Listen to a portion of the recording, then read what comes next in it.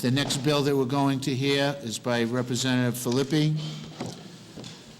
and that is House Bill 5740, Health and Safety of Residential Mining Shafts. Certainly something this committee is familiar with, Representative McLaughlin. You have a friend. Welcome, Representative Filippi. Thank you for having me back before the committee, Mr. Chairman, members of the committee. When I first started to look at mining regulations in this state, frankly, I was amazed at the lack thereof.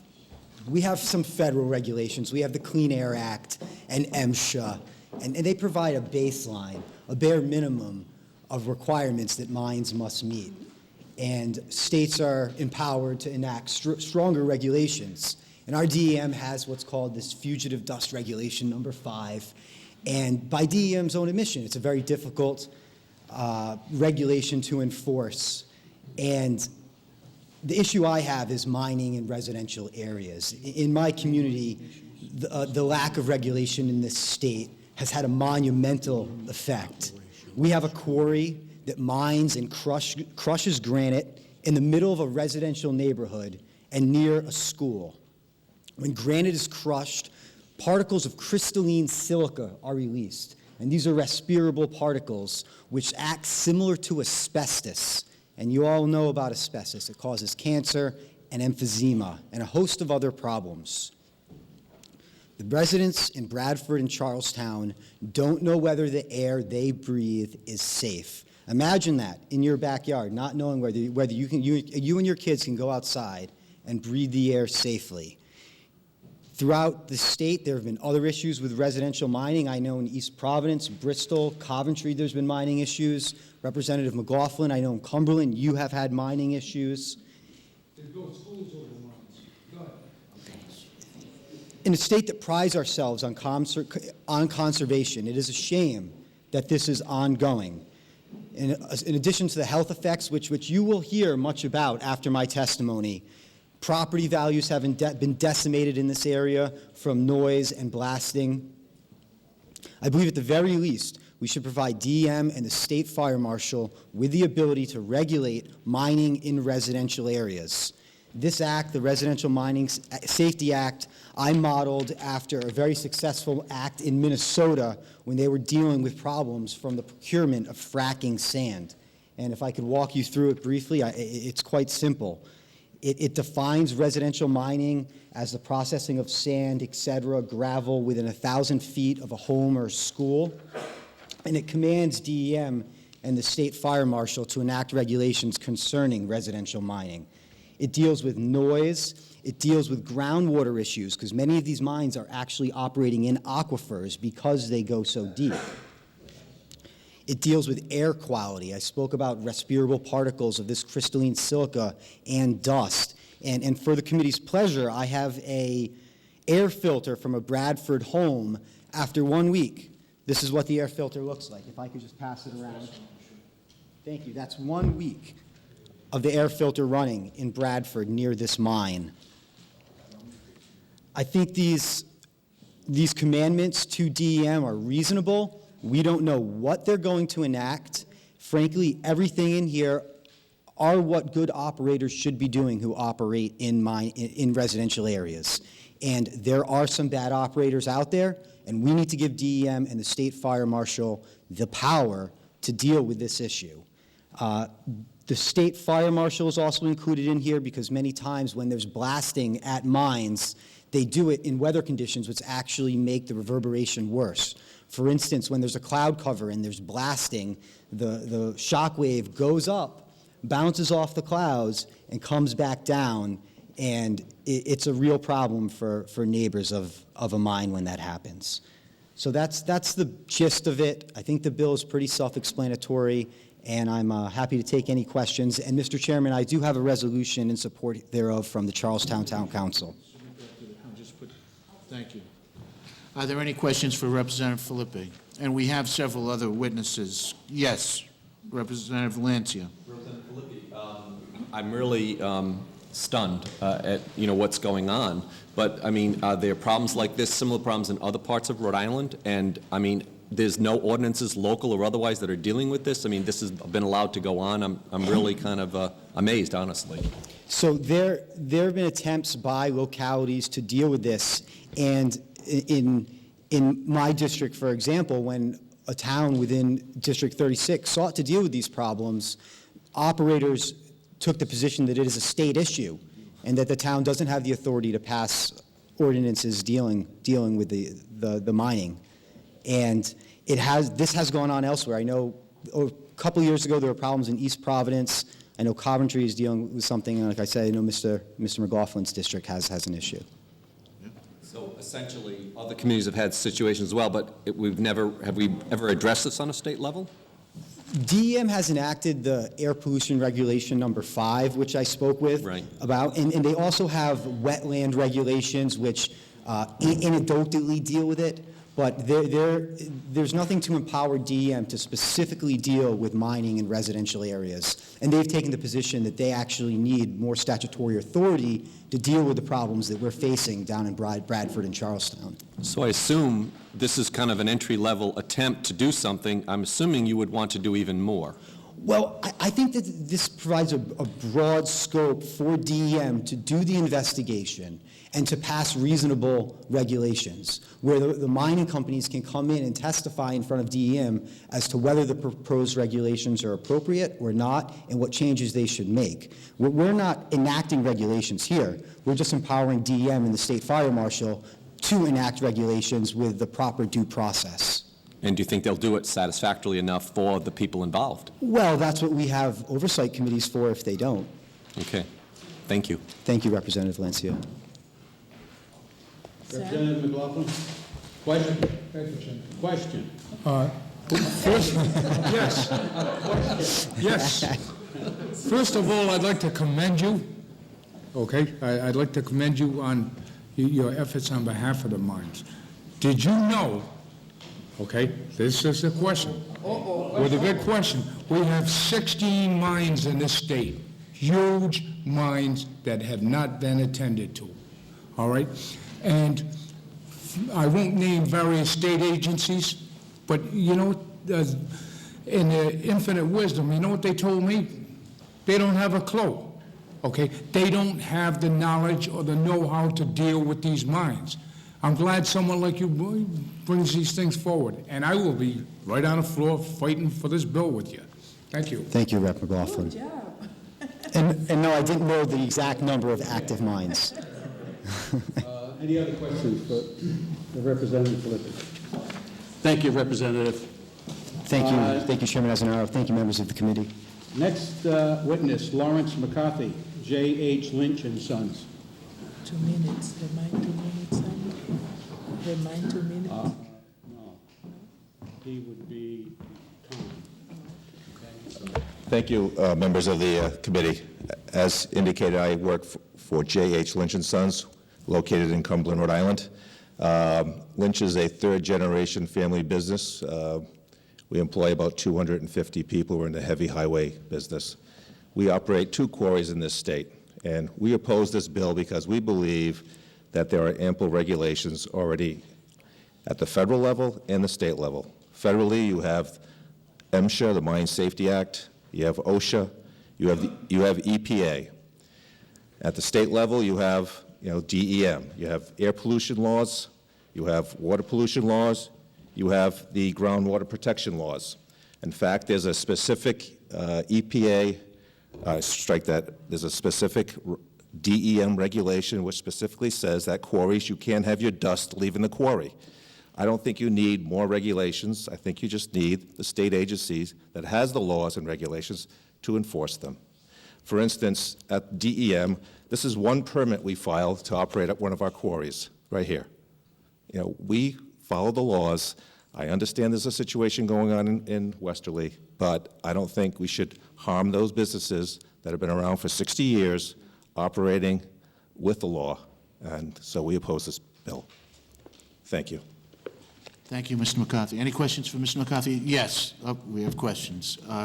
Yes. Representative McLaughlin. Mr. McCarthy, I'm familiar with Lynch, okay? And they do take extra precautions, I'll say that.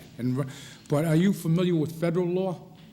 I'm familiar with some of them, not all of them. I'm familiar with EPA, for instance, the Westerly Quarry, The I Act think. of 1977, Federal Mining Acts Is that the one dealing with the coal mining? pertaining to all mines. Okay? I am not familiar with it. It's 120 pages, Section 4, okay? What it says, no mines cannot be in a residential area within 300 feet. No active mines can, of any building, you know, so on and so forth.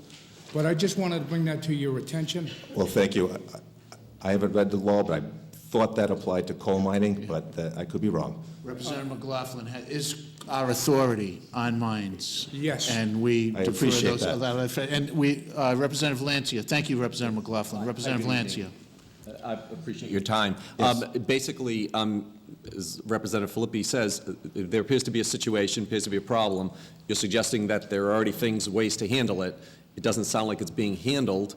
Why is this continuing? What's going on? That's my concern. I was at one of the prior hearings on a similar bill, not this bill, but a bill that was trying to deal with this issue. I think another one. And most of the residents from Westerly came in, and they were pretty much saying that DEM wasn't doing their job. So my position is, you don't need more rules. You just enforce the rules that we have. That's as simple as that. Any further questions for this witness? Representative Azenaro. Thank you, Mr. Chairman. Thank you. I can attest to the meeting that was held in municipal government on a bill it's kind of similar to this. And one of the biggest problems, and it is not any questions, and I'm sorry for that, but just so you know, what came out of that meeting was DEM does not have enough people to enforce everything they need to enforce.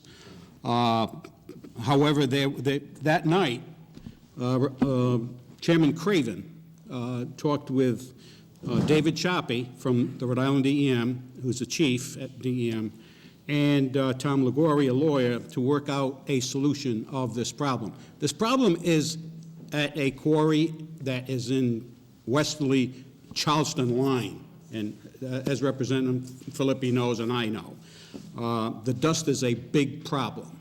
And the new language that's going into this other bill that we're not hearing tonight is supposed to take care of that, and it's in the works. So I'm not saying this bill is no good, but there's a very similar bill, as Representative Filippi, correct me if I'm wrong, that is supposed to take care of this situation.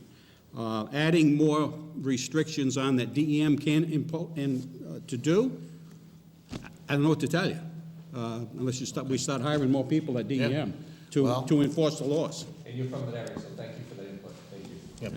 Thank you very much, Representative Azenaro. So all of the following witnesses will have 2 minutes. Thomas B. Gents, Charlestown. Mr. President, thank you. Welcome. Charlestown Town Council President, thank you. Please proceed. Welcome. Mr. Chairman, committee members, my name is Tom Gentz.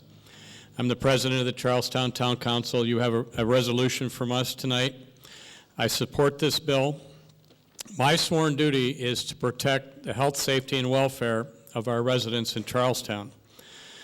The residents of Charlestown and Bradford and Westerly have been plagued with stone dust pile for 5 years at the Bradford Quarry. This pile, and you got to be ready for these numbers, is 5 stories tall, 300 feet long, weighs 80 million pounds, 80 million pounds, 40,000 tons. The United States of America aircraft carrier weighs 96,000 tons, so it weighs half the weight of an aircraft carrier. This pile releases fugitive dust that contains silica dust. The silica dust causes cancer and sears lung tissue that leads to lung cancer. I have personally encountered this fugitive dust in both Charlestown and the Bradford area of Westerly. The dust carries 2 miles away. 2 miles. This dust needs to stop, and we need to protect the health, safety, and welfare of the Charlestown and Bradford residents. This bill will stop fugitive dust. To stop the dust leaving the property, it needs to be covered. You can't water it, because if you water it, then people will come in, they will announce themselves, the watering truck will go and water it. You cannot water a pile that's 5 stories tall and weighs 80 million pounds. You have to cover it. You will hear opponents tonight, and you heard one that says that there is already legislation to protect the citizens. If this were true, I would not have been here for the last 3 years trying to get this situation to cease. So I implore you to do something, and I appreciate the fact that there is progress being made. My recommendation is that your legislation would encompass covering the pile. Okay. Thank you very much, Mr. Chairman. Thank you, President Gentz of the Charlestown Town Council. Are there any questions for this witness? Thank you very much, and we appreciate the resolution as well, sir. Thank you, Mr. Thank you. Chairman. Denise Rhodes, Charlestown Town Council. Welcome, Ms. Rhodes. Please proceed. Welcome. The only reason I'm here is because of the problems that are going on with that quarry. And I want to thank, and I don't know if I can do this in 2 minutes. This is the first time, and I want to thank Representative Filippi for giving me, finally, the opportunity to speak, to have a voice, because we have been going on and on with this, and no one has helped us at all. There are no laws in effect right now that can do anything about the blasting or about the changing of a quarry. It was an abandoned quarry for 50 years, and they went in there, and all of a sudden it became a strip mine. And it's only zoned right now to be a a light industrial, yet they are blasting over there. They have rock crushers over there that go from 7 o'clock in the morning until 6 o'clock at night, Monday through Saturday. We have, I'm sorry, we have, you can just hold it. we have crystalline silica dust that comes because they do dry crushing of the stone, and we have the piles, and they come over. And I live in Charlestown. This entity is in Westerly. Nothing was going on for the 50 years. Now all of a sudden they're over there, and the dust is now coming over, and it saturates our property and everybody on our area. We can do nothing about it because it's a state issue, and it needs to be addressed here and now. Because it's not only in our area, but it is throughout the state where they're coming in and they're doing things and they're opening these abandoned quarries. They sold the land off to people so that they could build homes, and it was residential. That is time. Okay.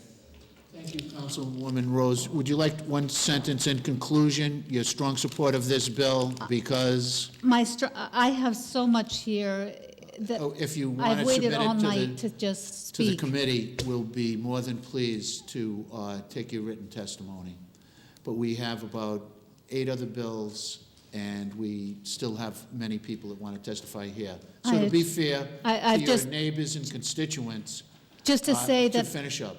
all in right, conclusion. it's hard to say in conclusion. I've never had a I'll chance have to to say it. speak, you know.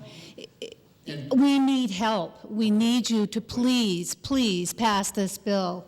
And it affects more people than you even know in other parts of this state. The state needs to step up because they're relying on a 1925 bill from the state of Rhode Island, and they think quarrying, and that's what they were doing back in 1925, is not what they're doing now in the year 2015. Thank you very much. And I'll type something up and send it in Oh, so that that's you great. have that. How's That's that? great. Thank you very Okay, much. We thank you. appreciate that. Are there any questions for this witness?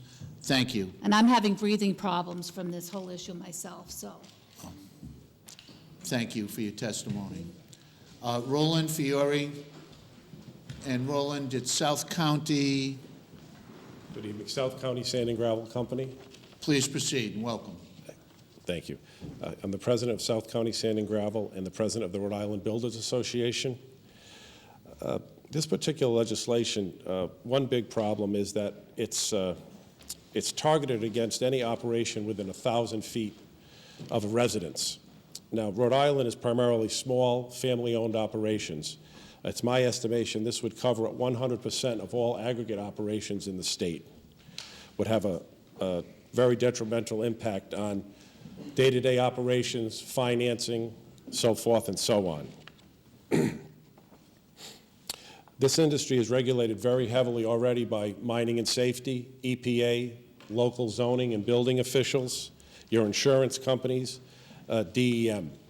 We certainly don't need any more regulation. This is an isolated case that I'm aware of operating in that community. The end result of this type of legislation would be very high prices for the aggregate we use, which is used for everything from road paving to concrete to environmental uses, septic systems, and anything else you can think of used with sand and gravel and concrete. The real result would be it would be shipped in at much higher costs from Massachusetts and New Hampshire if we continue on this trend. One important fact is that most of the aggregate operations are non-conforming, legally operating uses. There's already a lot of pressure on the companies to continue operating. Additional pressure could be enough to cause problems in the construction industry. I urge you to do not support this bill and let the municipality and the Department of Environmental Management do their job on this particular operation. Thank you for your time. Are there any questions? Thank you. Yes, question. Sir. Representative Fogarty. Well, thank you for testifying. Yes. My question is, we know that there's a problem in Westerly. Do you agree that there's a problem in Westerly? I don't think it's like your firm or Lynch's. As I said before in another committee, you know, you're South County Sand and Gravel, you're in my town. We haven't had, maybe a noise issue here and there, but nothing compared to what's going on. But in Westerly, we do have a problem. Do you not agree? I don't want to put you on the spot either, but. I haven't personally seen the operation, but listening to Councilman Getz about this stockpile, 40,000 tons is not overly large for the industry. First, I want to clarify this. We're not working with Tonka toys. You need that type of scale. The big situation here, I just can't get over the operator can't move this stockpile. The scope of the property is big enough to handle that. And that's really what should be forced to do here if it's this particular stockpile close to the residential properties. It's poor management and it's poor enforcement from what I can see. So it's enforcement as in DEM's not enforcement? In the municipality, that particular property has a special use permit that was given by the town of Westerly.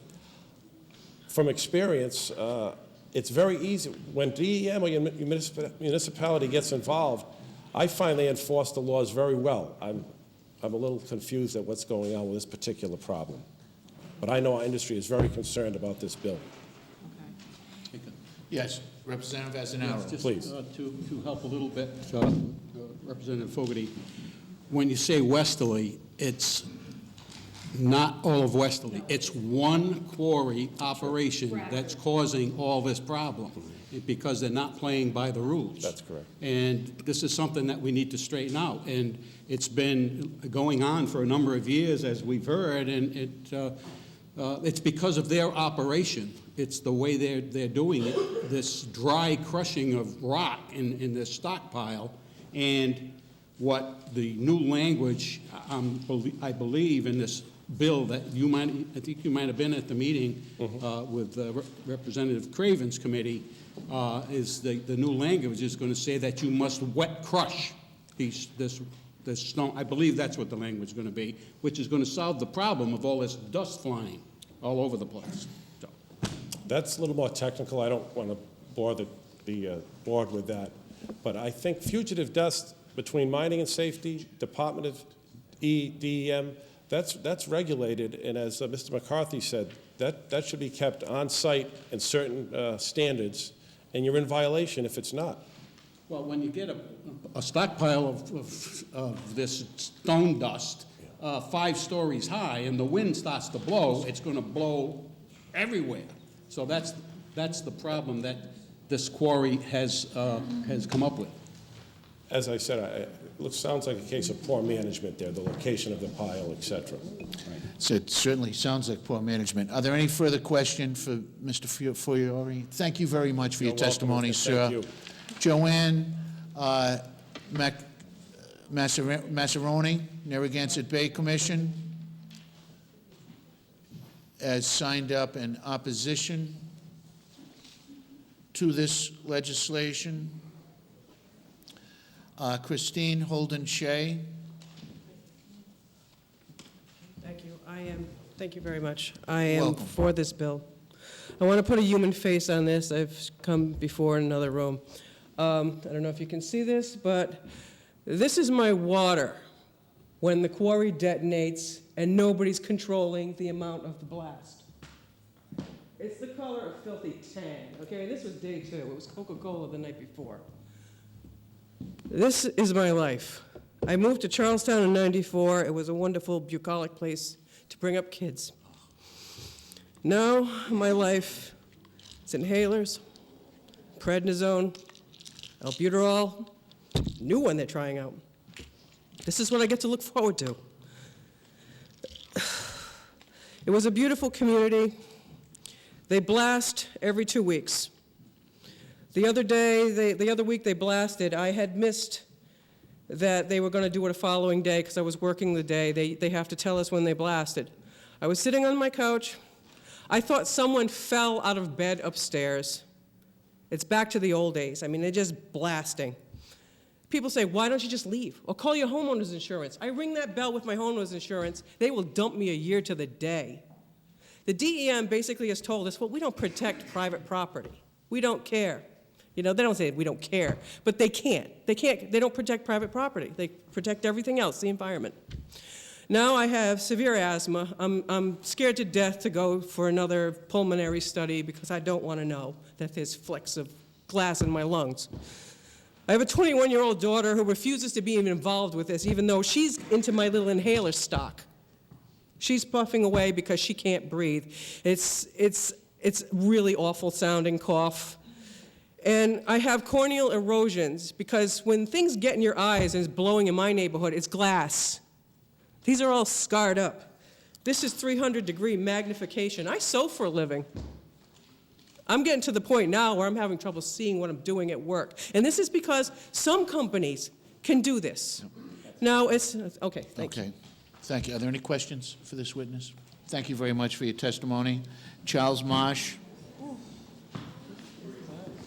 Welcome, Mr. Marsh. Please proceed, and if you have written testimony, remember, we can copy it and hand it out to the committee. Okay. Welcome. Just to let you know, I emailed a copy of my testimony Okay. to you on Monday. I sent another one today to follow up Okay. differently. We have that. Thank you, Okay. sir. All right. And if you could get close to the microphone and speak up so Sure. everyone can hear you. All right. I'm here in support of the bill, specifically because it controls the stone dust or crystalline silica dust. Not many people know that granite, Westerly's granite, and the state's granite is 90% crystalline silica. Okay? So, and it's as dangerous, as Representative Filippi says, as crystalline asbestos. And people aren't aware of that. And as a result of the 5 years of operation in this residential neighborhood, we have residents with asthma problems, and asthma problems to the point where it's epidemic. And I sent you this information also. We're seeing the results of this. My feeling is that I agree in somewhat with the other gentlemen who are against the bill is because there are laws. The problem is no one is enforcing the laws. DM is not enforcing the laws. You have a strip mine operating in the middle of a residential area with no state permits, no stormwater discharge plan, no wetland operating permit, nothing, just, and DM refuses to shut them down, knowing that. So that's why we're up here. We're talking about this. There's a lack of enforcement. Blake Filippi, God bless him, is doing all he can to make us aware of this fact. But until people start enforcing laws, the laws you make will have no effect at all. Good ending, Thank you. Mr. Marsh. Thank you, Mr. Marsh, and thank you for your written testimony as well. Are there any questions? Representative Lancia. Good evening. In fact, we corresponded, didn't we, by email? Yes. So the other bill that Representative Azzanero is referring to that's been heard in another committee, were you involved in that bill at all? Yes, also I testified on. Do you see that as a remedy, or will that solve the problem? Or, I mean, just your take, just curious. Yes, every little bit helps. I'm not disagreeing. Every time someone, at least people